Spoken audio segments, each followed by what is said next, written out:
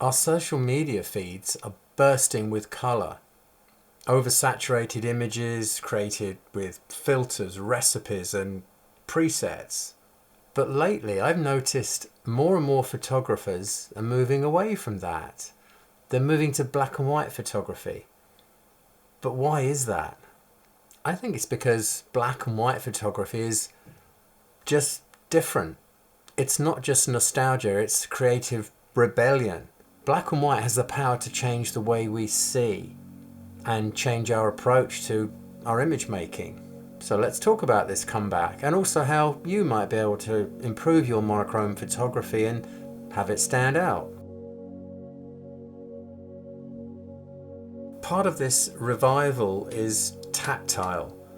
Younger photographers are discovering vintage film cameras and older ones are dusting off their old classics they grew up with. Film gives a kind of imperfection that feels, well, human. And in a world moving into fake AI-driven image making, that's really refreshing. We become so obsessed with technical perfection. I really do believe a little bit of imperfection feels more authentic. And as far as black and white film photography goes, black and white film is cheaper than colour. But I don't think that's the reason. It's because black and white looks timeless. Now, it's clearly not all about film photography. A lot of digital shooters are turning to black and white too, as a kind of digital rebellion. Well, it is for me anyway. And it's interesting to note there are more monochrome censored cameras available today than ever before. We've just had a new Leica come out. We've got a new Ricoh GR4 monochrome coming out, I think early next year. It's a growing trend. Yeah, I think black and white is a way to simplify our photography in a world that's been overloaded with meaningless images, or fluff as I like to call them. Black and white photography needs to be done with intention, not as an effect or an afterthought. It slows you down and it makes you think, and that is powerful. I'm a big believer that great photography is about storytelling. And black and white photography helps you to tell those stories more effectively. Here's a good example. Someone sitting alone at a window. All the colour in the photo distracts you from that person. But when we create a black and white photo, all the attention is now on that person and the fact that they're all alone. So are they sad and lonely? Are they simply enjoying peace and quiet? We might not even see that story and ask those questions if all of that colour is distracting us and grabbing our attention. I'm a big believer that when you take away colour, you're revealing light and shadow and feeling, and you're focusing on what really matters. So much photography today online is all about grabbing our attention to try and get us to buy something. The latest lens or colour preset. Images are designed to grab our attention and wow us, but not necessarily make us feel anything. Well, other than the desire to buy something for fear of missing out. But good photography, in fact, let's say great photography, does communicate something and make us feel something. And nothing strips an image to its emotional core like black and white.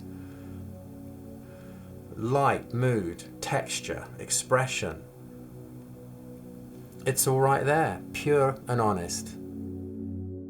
Now, if you want to create stronger black and white images, start here. You need to start seeing in black and white and get used to looking for light and shade and ignoring color.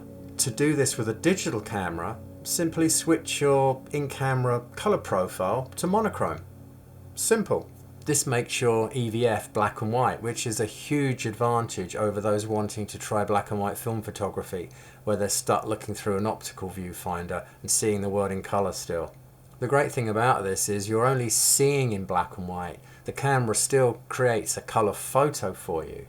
Even the thumbnails, when you put it onto your computer, are in black and white, but when you open the file, it's color. So you still need to do the black and white editing in Lightroom, Photoshop, or whatever editing app you're using. So black and white photography is all about light and composition. What I found about going back to black and white photography after many years of only shooting in colour is how much colour affects what you see and how much you rely on it to carry a good photo. Yeah, stripping it all away, you need to work a little bit harder on your intention and your story, what you're trying to get the viewer to feel and to really see and understand in your photo. Well, contrast is absolutely everything. It's your visual language in light, form, shape, texture. And you'll quickly realize that you need to use contrast intentionally. You'll soon appreciate and notice where light falls and how strong light creates graphic compositions and how soft light creates more atmosphere with a wider range of tones. The amount of contrast and tonal range that you use really affects textures like skin. So portraiture is a really good example. Here we can see a wide tonal range to pick up skin texture and detail. Or we can take a high contrast approach like this. That last image, that was very much influenced from David Bailey, and I was shooting like that when I was at college in the mid-80s. Wow. How time flies when you're having fun. So, when you remove colour, you remove distraction. So what have you got left? The truth. And that's why I believe that black and white photography is more alive than it's ever been before. What does black and white photography mean to you? Let me know in the comments and let's keep this conversation going. Well, it's not really a conversation at the moment, but it should be, and it could be if you comment. Let's chat. So, if this little chat has made you rethink your photography, do hit that like icon thing and subscribe. It all helps. I appreciate you watching and see you again very soon.